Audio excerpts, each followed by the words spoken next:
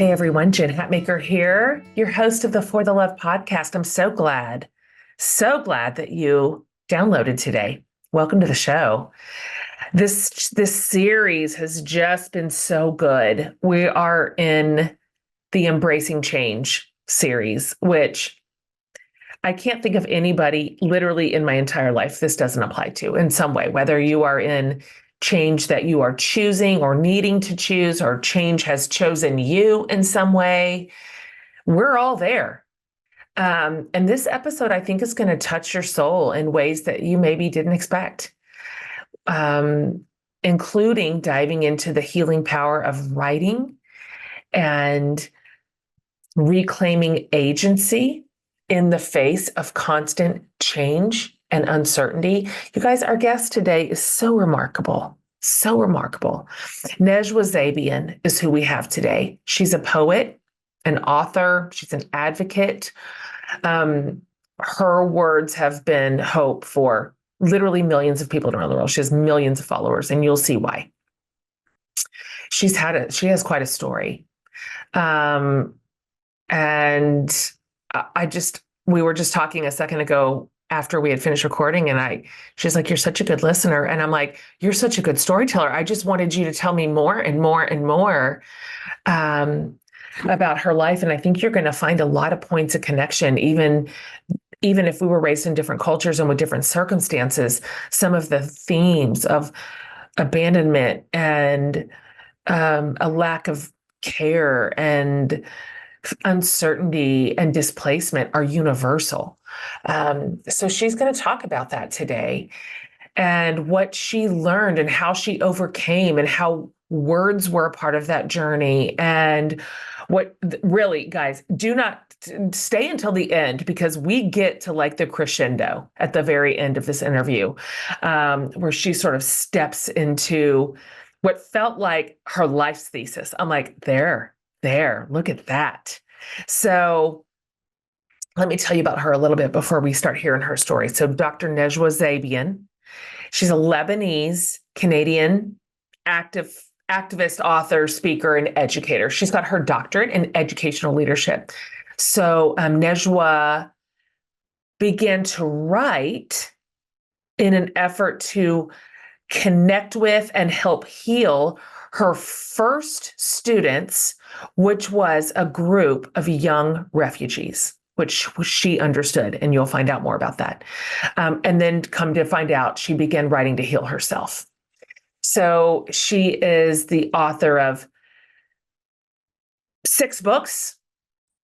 She delivered the TED Talk, Finding Home Through Poetry. She recently launched a digital school called Soul Academy, and also a podcast called In the Clear.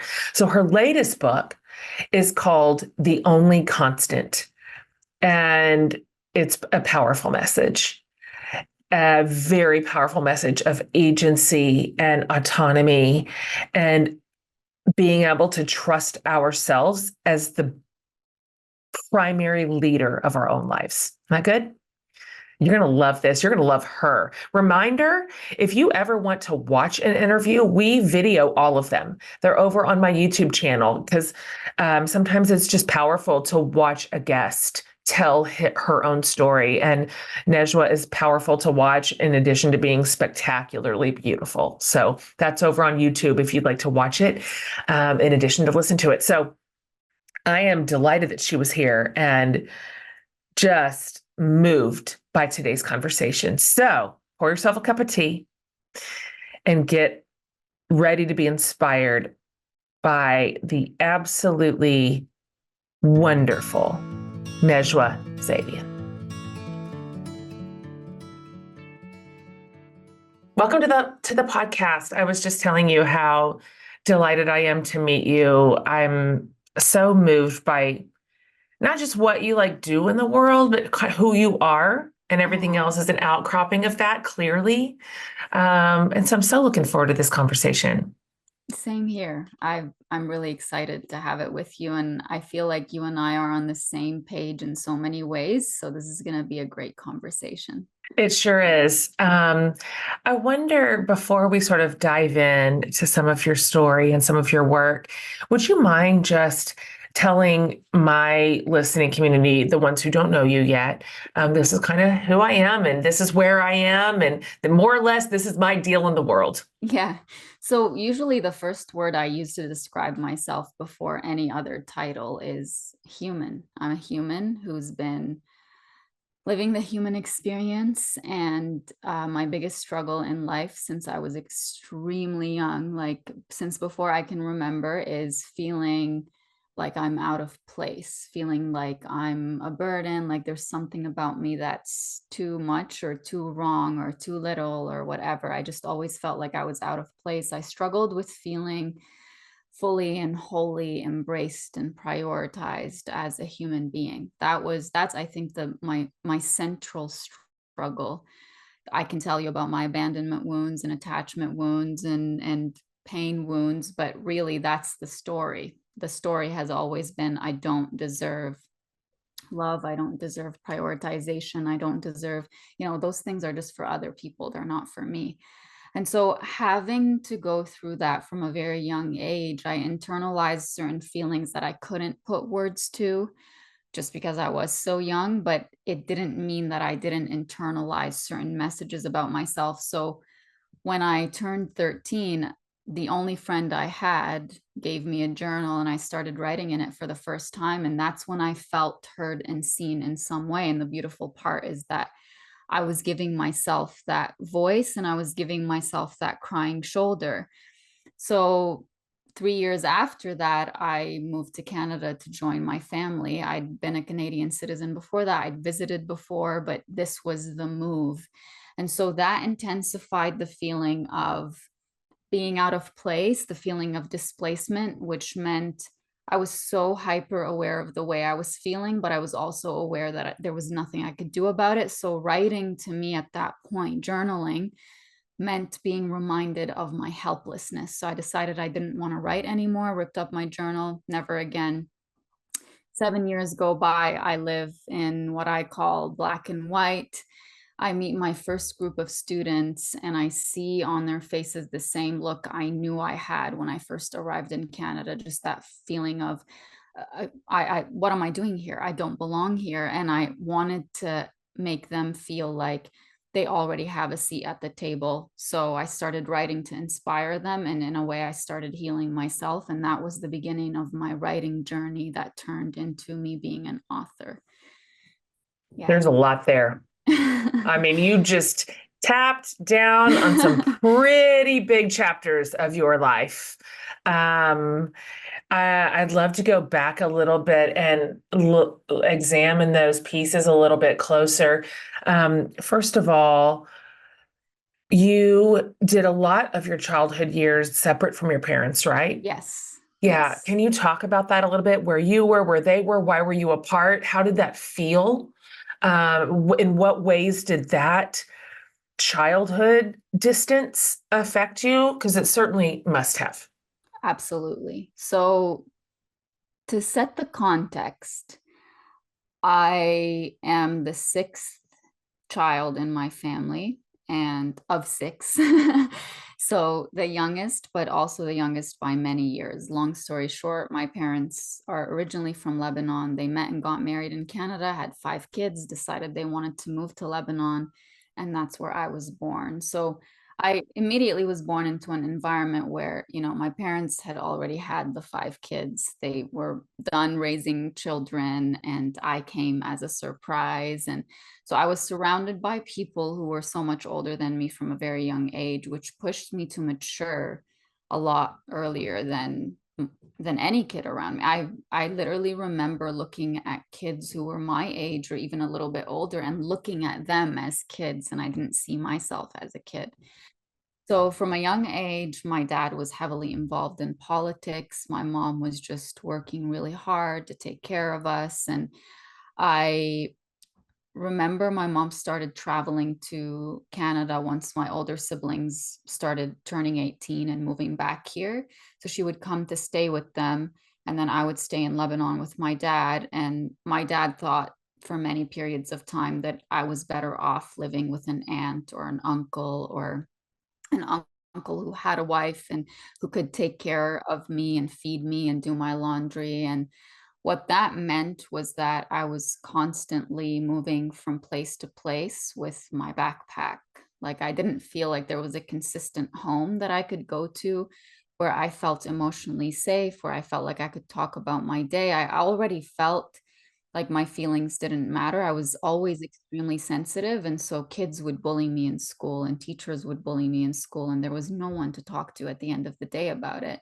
And when I got the opportunity to talk to my dad about it, my dad is extremely stoic and he would look at me like, you know better, like you're better than them. Don't let them get to you. But that meant that my feelings weren't tended to. And I learned with time that this was honestly within the last 3 or 4 years, I've learned that neglect isn't just about not getting your basic needs met. Sometimes neglect is I think the most harmful neglect is not getting the things that you do need.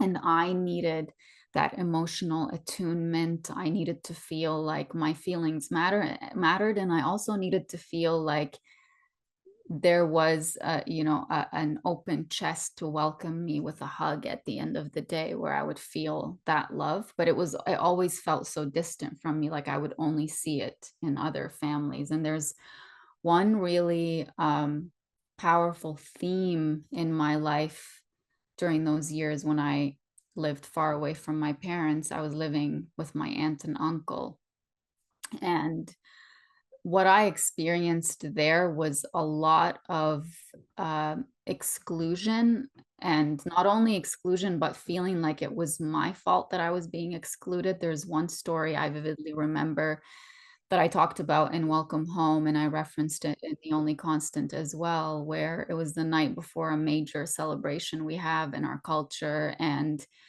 me and my cousins were playing in the playroom, and my aunt came and looked at her kids and said, "Let's go downstairs. It's family time." And she looked at me and she said, "You stay here." And I just sat there, and I remember hearing them open gifts. My uncle had arrived from Canada the night before, and they were opening gifts, and they were all so happy and they're laughing. And I would have been 8 or 9. And I remember that's when the question first appeared in my mind that said, why can't I have that? Like, what is it about me that causes me to not be part of that love and that laughter and that inclusion and that prioritization? Somebody actually thinking about whether I'm happy or not. Every time they would go out somewhere, like in Lebanon where we lived, it was like a tiny village. So the nearest McDonald's, for example, was like 40 minutes away. So anytime they would plan these trips, like on the weekends, to go to a place like McDonald's or to go to a beautiful part of nature, my aunt would make sure that somebody came and picked me up and took care of me. It didn't matter who it was. And if I couldn't get a hold of my dad or another uncle or another aunt, I would feel her pressure on me, like figure it out, because we have to go. And so that, I would say, that happening, and the fact that I couldn't speak to my parents about it and about how hurtful it was, left me feeling alone in the experience and feeling like I needed to figure things out on my own. I needed to protect myself on my own. And at the same time, I needed to not say anything, because that could mean further exclusion. That could mean further not getting the little breadcrumbs that I would get of inclusion if they got certain kinds of snacks that I wanted. So during that time period between the age of about 8 to 16, I felt like I was like a 30-year-old person, at least, in whatever age body I was. And a lot of those patterns of abandoning myself in order to feel included by somebody else, or trying to prove, my God, the race I had, that I was running to prove my worth, ended very recently in my life. And there's still glimmers of it, and I'm aware of it, and I try to put an end to it.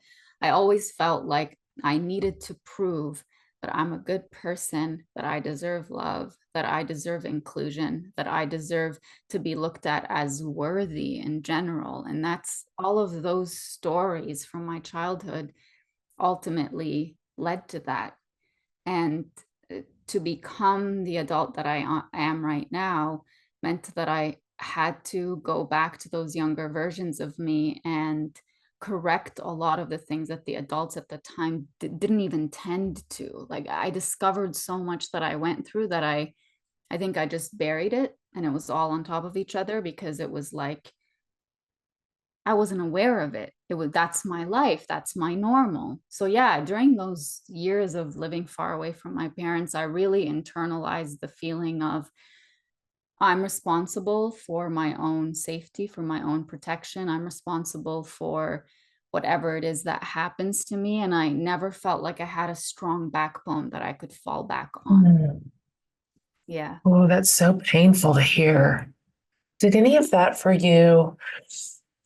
I mean, obviously, that is going to and did create a deep sense of instability and dislocation and a lack of belonging and some of those inside feelings that, to your point, you're still working out as recently as 3 years ago. Did any of that, did it create in you any external um, emotions and responses? Have you battled with resentment? Have you battled with anger? Like, this can go in and it can go out, both for good and for bad. I'm curious how the out part felt in your body and in your responses. Yeah.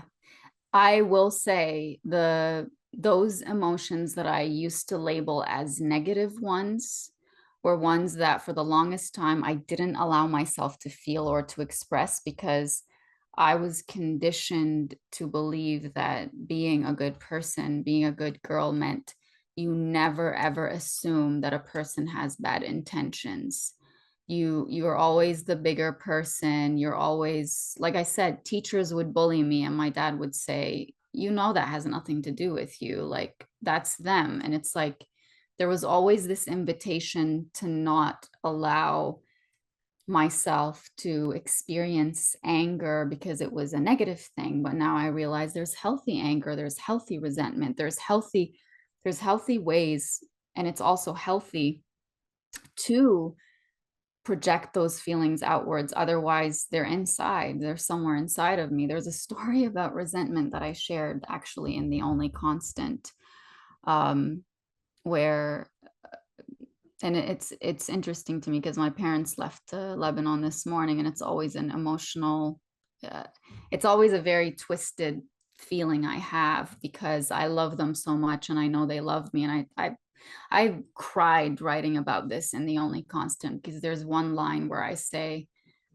you know, you can't see me right now, but I'm actually bawling my eyes out as I'm writing this because all I ever really wanted was to just be loved for who I am. I love them for who they are. I don't look at what choices they make for themselves. I don't look at, I love you as you are. That's all I've ever wanted. So there's one story that I refer to in The Only Constant as the airplane story.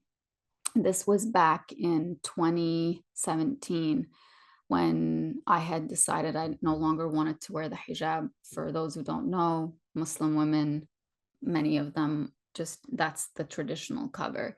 And I didn't see myself that way anymore. I changed as a human. I changed as a, just my value system changed. And so I decided I no longer want to wear it. And so the first time I brought it up to my parents, my dad said, don't even think about it.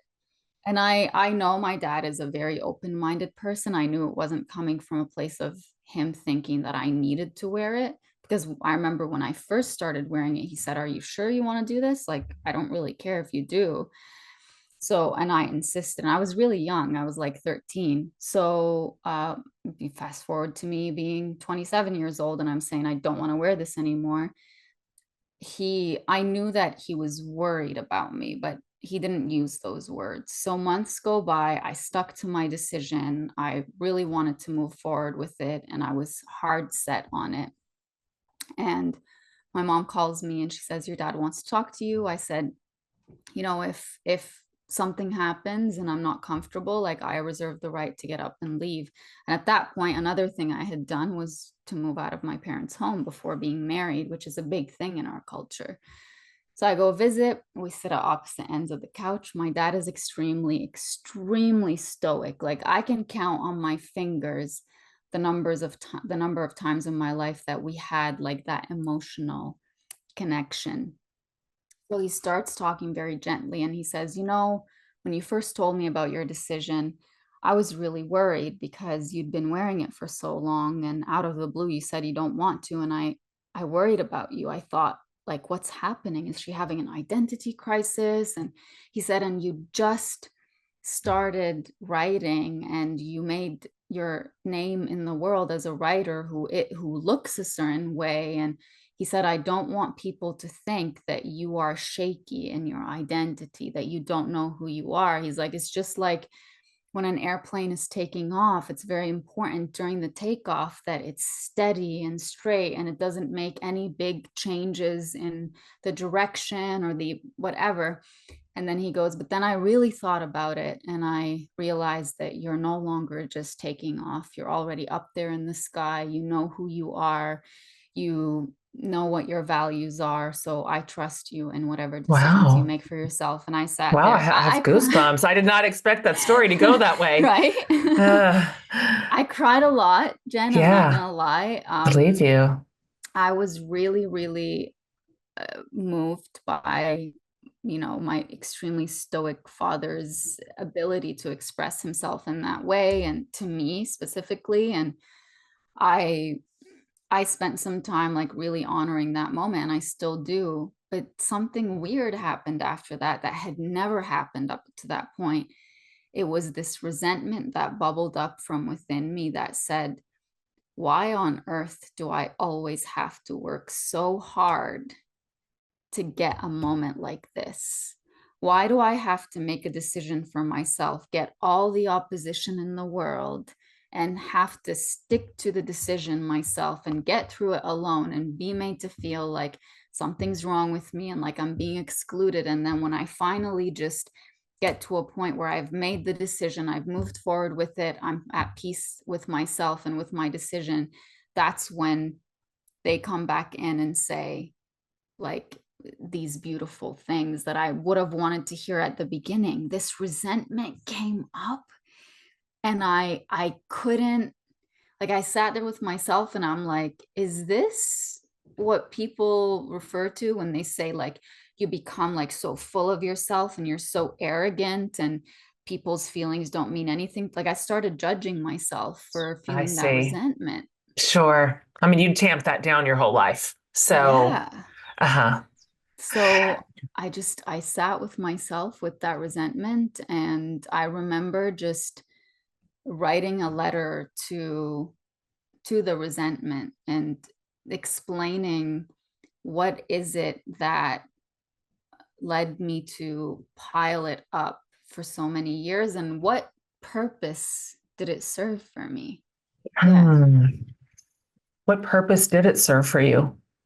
it protected me, is because if I carried that feeling of resentment without doing anything to change the situation, if I left it at feeling resentful, then that meant that I didn't express myself in a way that could lead me to lose the bond I have with someone or the connection I have with someone.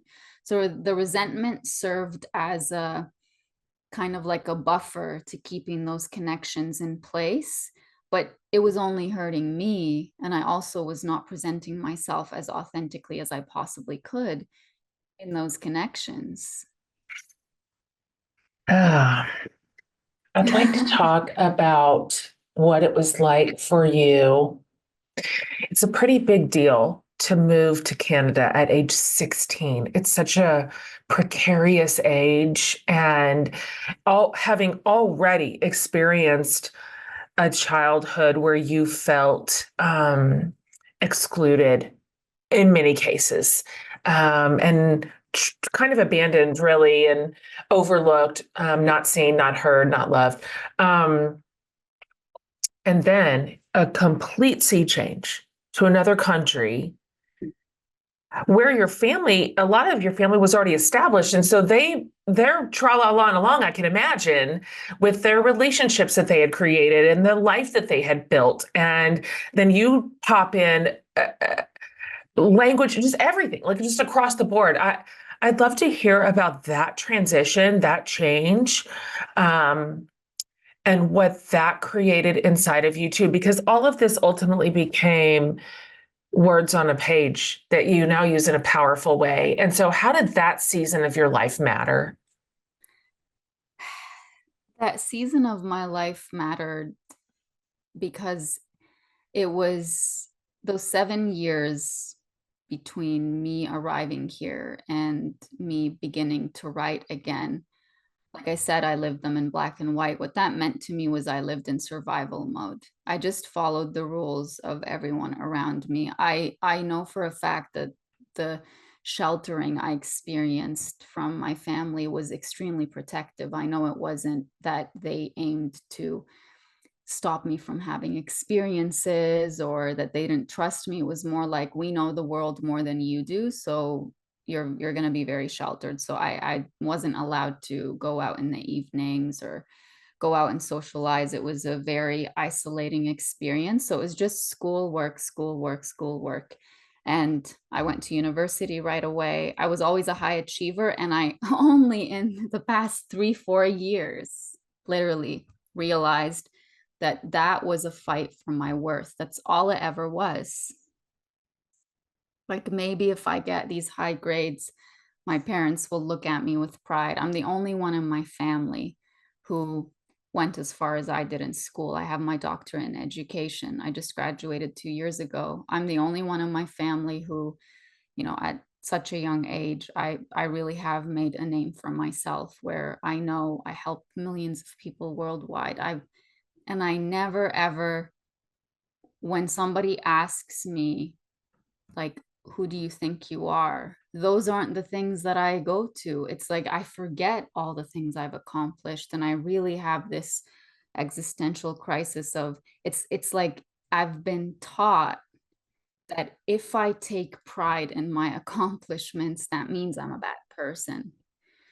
So during those years, it felt like everyone around me was so much ahead of me in life. My sisters were married when I was extremely young. My brothers got married. Everyone's married. They have their careers. They're done school.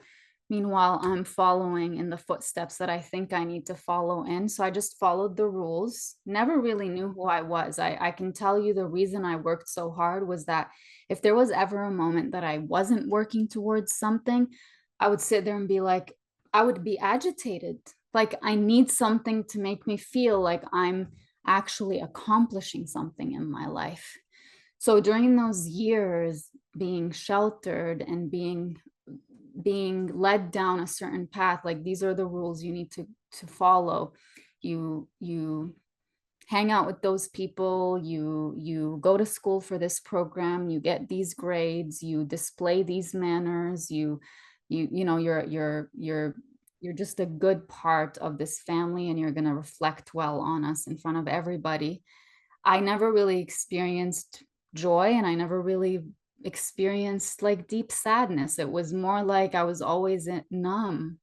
I was always aware that I wasn't really living. Like, I would look at everybody else around me, and I would see them experience certain things, and I knew deep within my soul that's not for me.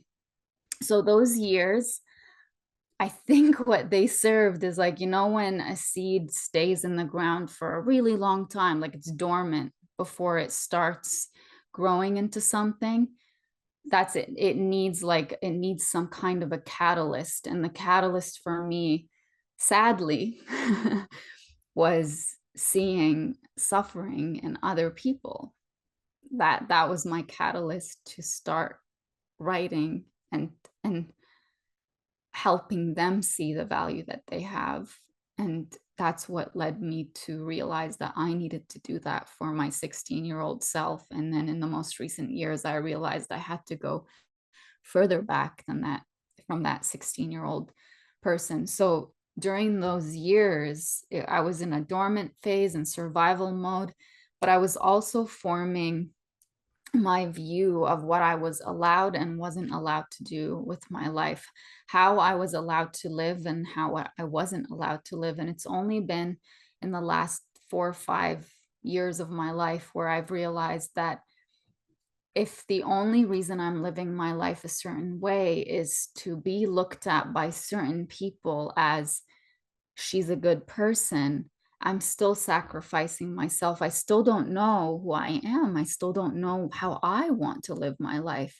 So really that period of my life, I think, served as a reference point for me to reflect back on every time that I'm like, oh, there's this area that I need to explore. Because during those years, I learned things about this that I know now aren't true. I want to ask you, I want to talk to you a little bit about writing and what words have meant to you. You've talked about finding solace in poetry, in journalings, the stories from your father's bookshelves. Um, so you zeroed it out there for 7 years. I'd like to talk. I'd like to hear you talk about your discovery of language and words and how they, well, I won't put words in your mouth. You tell me what they became to you, what poetry became to you, because then I want to pick that back up later. Because of course now this is your life's work. You have you are now are building a life out of meaningful words, and so can you talk about the onset of that, sort of the origin story? And then let's fast forward because you just mentioned your students, but this is a part of your story I really want to hear more about, and how that sort of caught fresh wind. Mm-hmm. So my earliest memories of exposure to language was with my grandma, who's no longer with us. She passed away in 2007. It was the year after I fully moved to Canada. So in where we lived in Lebanon, we lived in our home was the family home. So my grandma, my dad's mom lived with us, and in Lebanon, where we lived, it was a very peaceful life. So part of that experience was that we didn't have power for half the day. So it was 4 hours on, 4 hours off. So every night it was every other night that you had power. So that meant every other night you had access to TV and every other night you didn't. So I remember sitting with my grandma on our balcony or next to the fireplace if it was winter time, and she would just tell me stories of the prophets or stories that she heard from her mom, just stories that had meaningful lessons. We also lived right next to a mosque, and for those who don't know, the call to prayer comes out 5 times a day. And in certain parts of the world, if the majority of the population in the area is Muslim, right before that call to prayer, they will play a few verses from the Quran. And the Quran is extremely poetic, like extremely poetic. Uh, um, there's a lot of play on words. There's a lot of and I would hear it in Arabic. In Arabic, the Arabic language is extremely powerful in the weight of the words. So my grandma would explain certain things to me, and she would, based on something that she heard, there's a lot of verses on patience and being a good person and expressing yourself to people in a better way than they express themselves to you, and just always being pure hearted. And so I would hear that, and then when I would get into the car with my dad, he would have songs by like really old singers who back in the day they sang poetry. Like it was so huge to have a poet who's really well known write a 15-minute song for you or a whole hour song. And so my dad had that on all the time. So I would listen to words. And then my dad had a whole wall in our house from the top of the wall to the ground. It was just books upon books. So I would sit on the floor,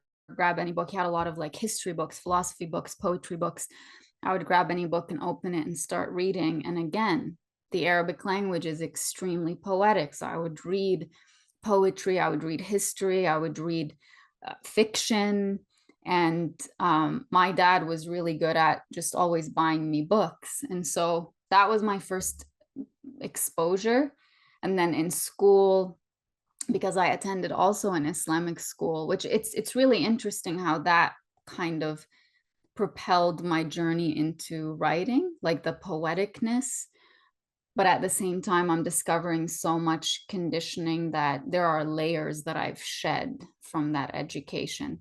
But the one beautiful thing that I carried on was the poetry, the strong meaning that words can hold and the power that words can hold.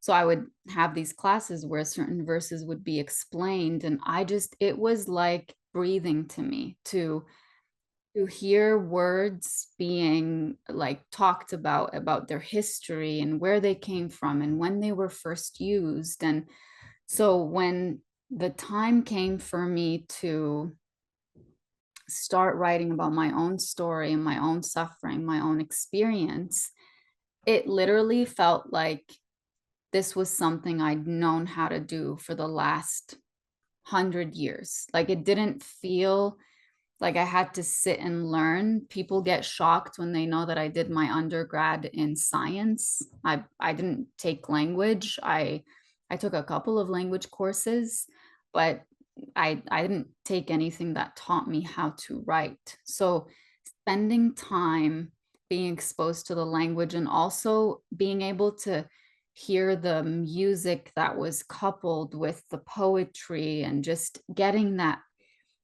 not just a feeling of being heard, but also a feeling of, wow, like I can express myself that way. That really built me as a writer over the years. And I didn't see myself that way. Even after I published my first book, I didn't see myself as a writer because to me it was like, this is just who I am. This is how I think. Totally. Yeah. And so when you moved to Canada and you hung up your pen for 7 years, did you miss it? Did you miss it? Did you miss writing?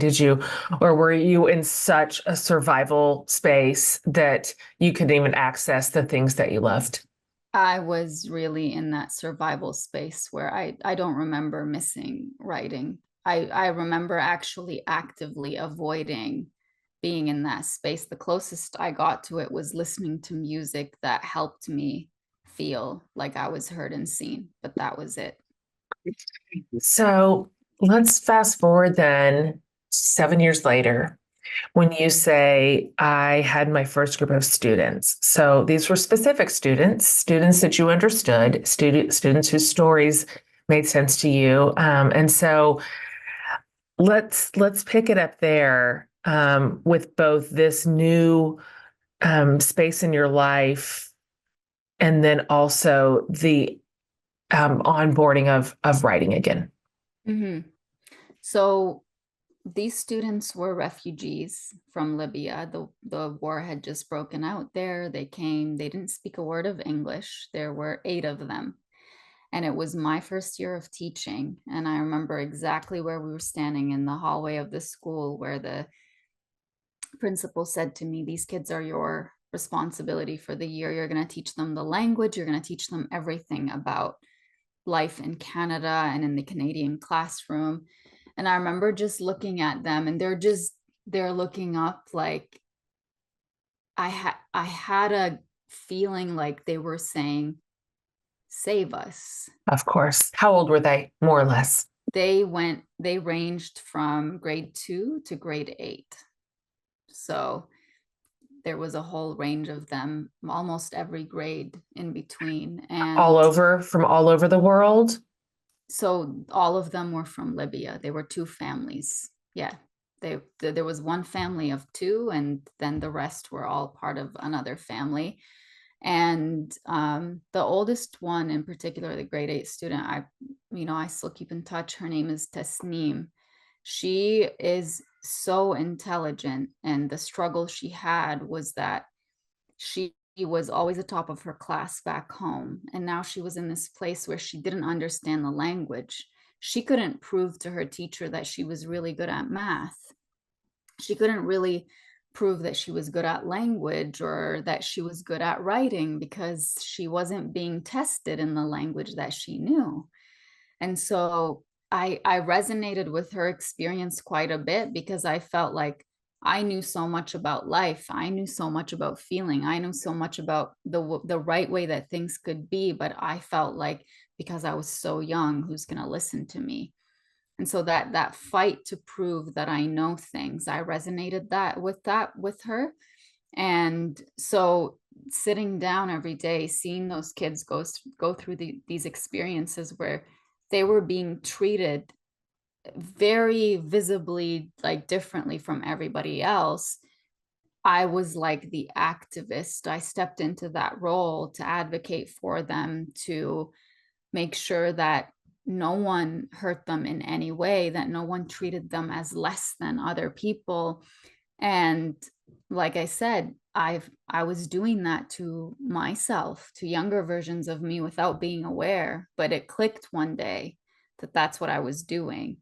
So seeing them every single day and holding the emotions that they had coming into school and leaving school and throughout the day woke me up to the fact that education never really was about learning facts. Like, you are looking at human beings, and it's your responsibility to make sure that they are treated fairly and justly, and that they are equipped with all the tools to be able to reach whatever it is that they want. It's not just about grades. It's not just, so it transformed me as an educator, but also transformed me as a human. So when I started writing these short snippets to inspire them and as a reflection on my day with them, I was sharing them on a blog, and then here and there I would share them on my Facebook page. And it's so funny to look at now because like some posts have like 3 likes, and somebody would look at that now and be like, really? Like, wow. But then I had certain teachers and certain parents say, like, we love those writings. We just wish they were all in one place. And so that's when I was like, okay, maybe I'll self-publish. I had no knowledge of the publishing world. I was doing my master's in education at the time. I didn't think I'm a writer, but I took that step, and yeah, and the rest is history. Now my 6th book just came out. Yeah. I mean, that's quite a leap from the self-published book of writings that got 3 likes on Facebook, to what you have now. And you have built not just a writing career, you've built a community. You have built a space online that is gotta be beyond what you could have imagined. The scope of your influence, the scope, frankly, of your leadership. I know poets don't like to think of it in terms of leadership. Poets are poets, but it is leadership. And you are leading people toward their own healing process, toward their own sense of reclaiming autonomy. And I'd like to hear, writer to writer, how that felt and what happened from a self-published first book. How did this catch? How did you catch this lightning in a bottle? It was social media. I remember the first few months I sold like a few hundred copies of my first book, Mind Platter. And then I remember one day waking up and I had like 10,000 new followers. And I was like, whoa, where did this come from? I think at the time, Leanne Rhymes had shared a page from my book. And Lisa Rinna, who's one of the Real Housewives of, she also shared a copy and a page from my book. And then Hilary Swank followed me, and I sent her a copy of the book. So it was like it felt like it was meant to happen because it happened organically.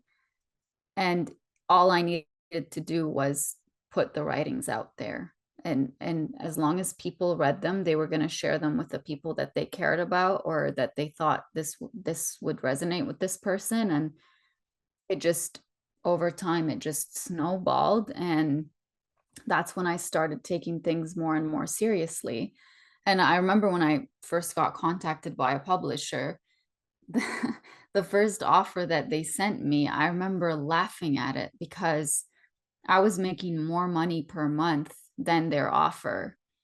And it just, with time and up to this point, I'm like, wow, I was really good at what I was doing. You know, it was just, I feel like it was meant to be. And I know some people don't like to hear that, but that is my power. It's writing. That's right. Yeah.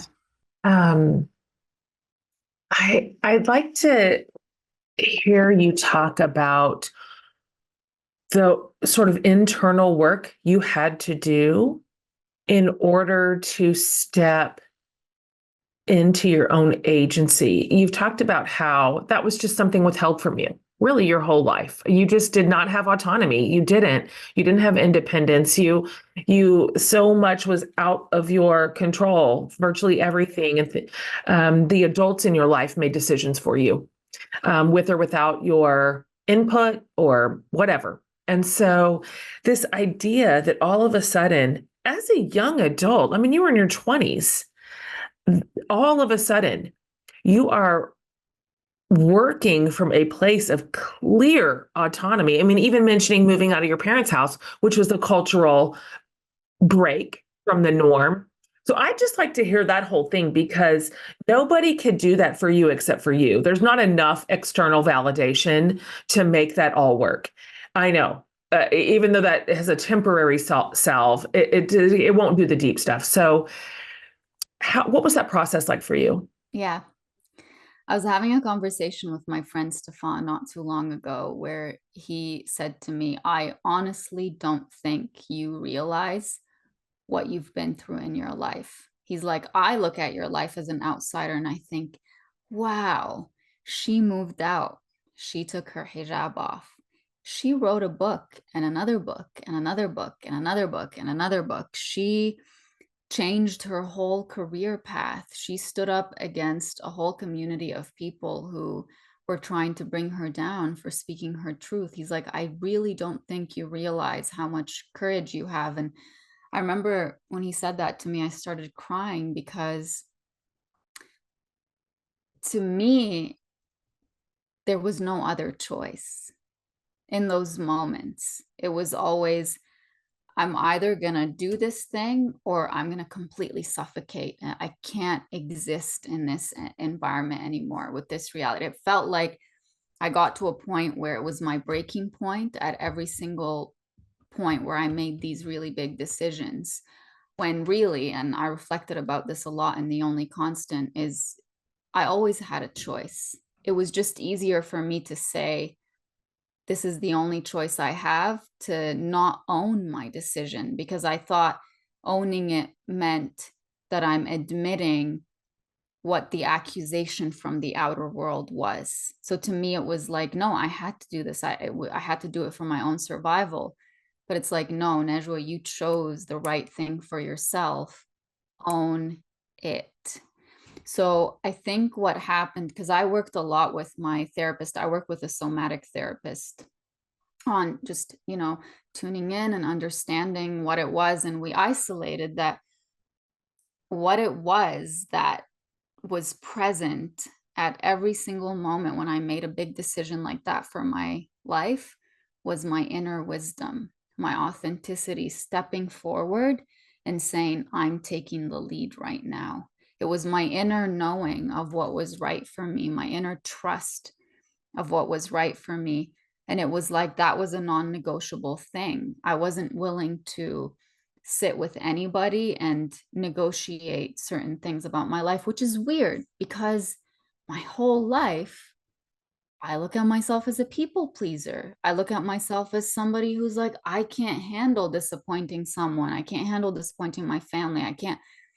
But it got to a point where I was definitely willing to do that because I knew that any other path, I was so aware that continuing to live my life in a certain way meant that I was going to be suffering so much, and I wasn't willing to suffer in that way. Yes. Yeah. I read something you wrote. I think it was on Instagram, but you said something like, this is a terrible paraphrase. I'm so sorry. Fix it at will, but something like, let your world revolve around you, because if it doesn't, it will end up revolving around everyone else. And I thought, oh my God, You that said is it how it exactly works. right. Did I? Yes, you did. As such a powerful truth. And as girls and women, I mean, even though you and I were raised in two different cultures, I for sure got the message that my life was not supposed to revolve around me.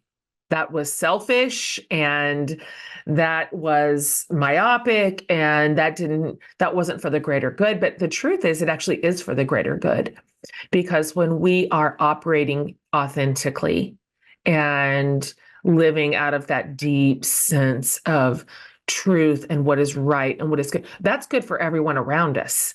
It's better for them, frankly, than whatever version of ourself when we are just contorting to everyone's expectations. And so I would like to hear you talk before we go about The Only Constant. This is your most recent book, and tell us about it. And how is this one unique? What about this one do you love the most? And what are you hoping that your readers get to walk away with?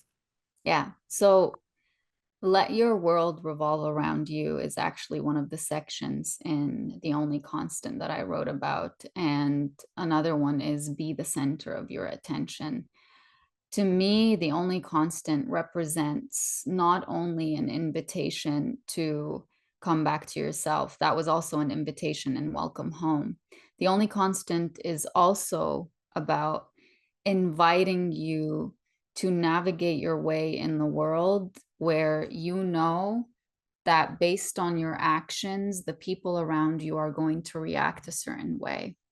They're going to resist your growth. One other point is don't negotiate your change with people who want you to stay the same. Let go of past versions of you that hold you to an inauthentic version or to an inauthentic reality of yours. To me, The Only Constant is about not only learning to navigate a change that happens to you, or the change, or a change that you choose, or a change that you need to make in order to live an authentic life, but it's also about how do you stick to that change, and how do you make it with conviction, and how do you navigate going on a path that you've never navigated before and trusting in your ability to get through it. How do you navigate the uncertainty? How do you navigate the fear? How do you look at yourself as the leader of your life?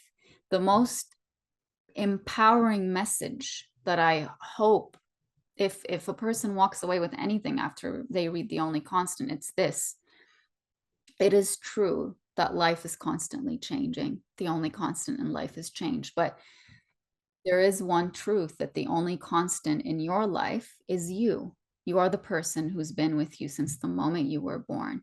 So if there's one person whose experience you should sit with and have compassion for, it's yourself. If there's one person who you need to believe in, it's yourself. If there's one person that you need to trust in leading you to a certain destination, it's you. And if there's one person that you need to give grace to when they mess up, when they get to the wrong destination, they need to make a change, they need to take a detour, whatever it is, it's you. If there's one person that you need to say, you know what, we're going to work on you right now. We're not going to work on trying to change how everybody else thinks of you. It's you. So to me, The Only Constant is a guide to navigating those three big types of changes: changes we don't choose, changes we choose, and changes we need to make. And how do we actually transform our entire life into one where change is not only something that we have to deal with, but something that we choose for ourselves, something that we celebrate, something that we say, this is something that I actually enjoy. Mm. Yeah. So good. So powerful. There's nobody in the whole world for whom that doesn't apply. No one. Every one of us will experience change by choice, by force, by necessity, pick it, but all of them.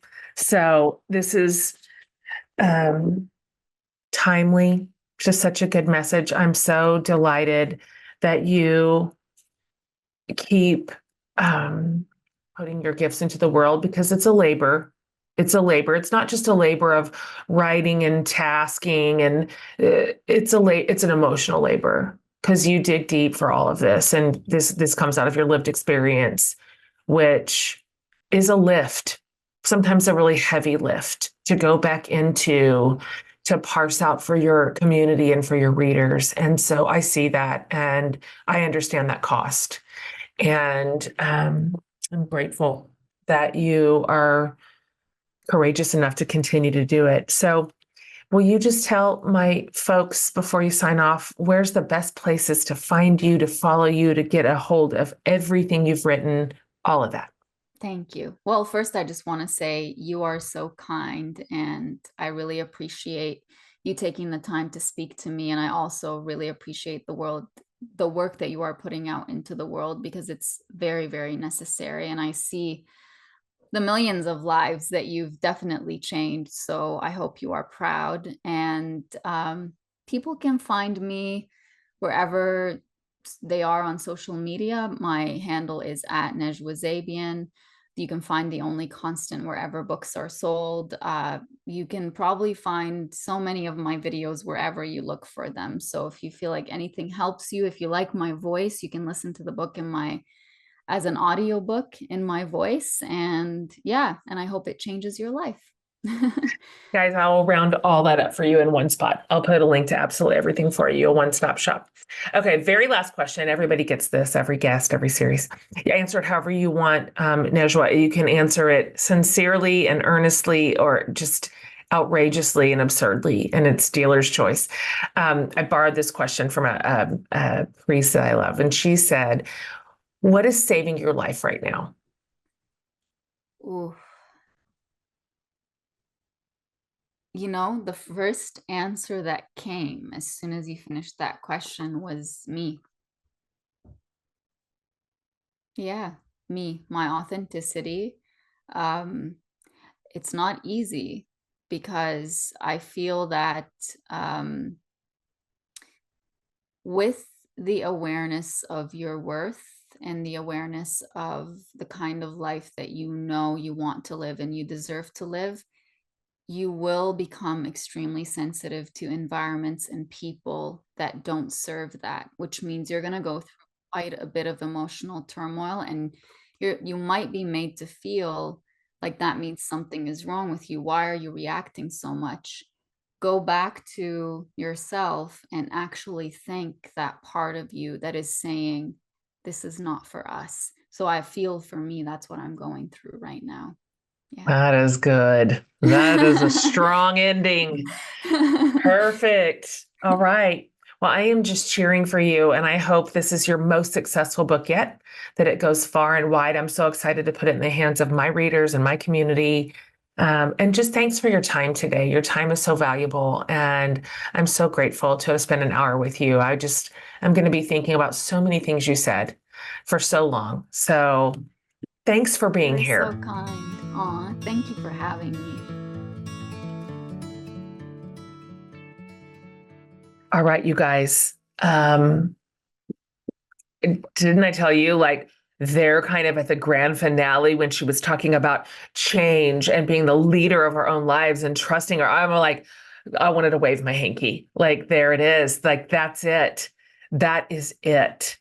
And really powerful lessons from a really truly lived life. And I always trust storytellers who have lived it, didn't just learn about it, right? So as promised, if you go to jenhatmaker.com under the podcast tab, I'll have this whole episode. This is a good one to share, but I will round up for you everything Najwa related, all of her socials, links to her books and her academy and her podcast, just everything. So you can find everything in one place over there on my website, and looking forward to hearing back from you on this one and what you are learning and how these types of lessons are finding you at your stage of life.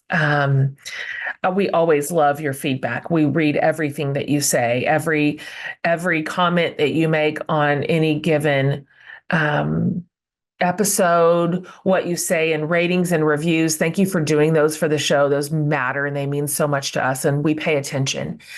So we are delighted to serve you, and I hope that you are loving this series on change as much as I am. It's moved me truly and meant a lot to me right now. And so thanks for being here, you guys. We sure do love you, and we'll see you next week.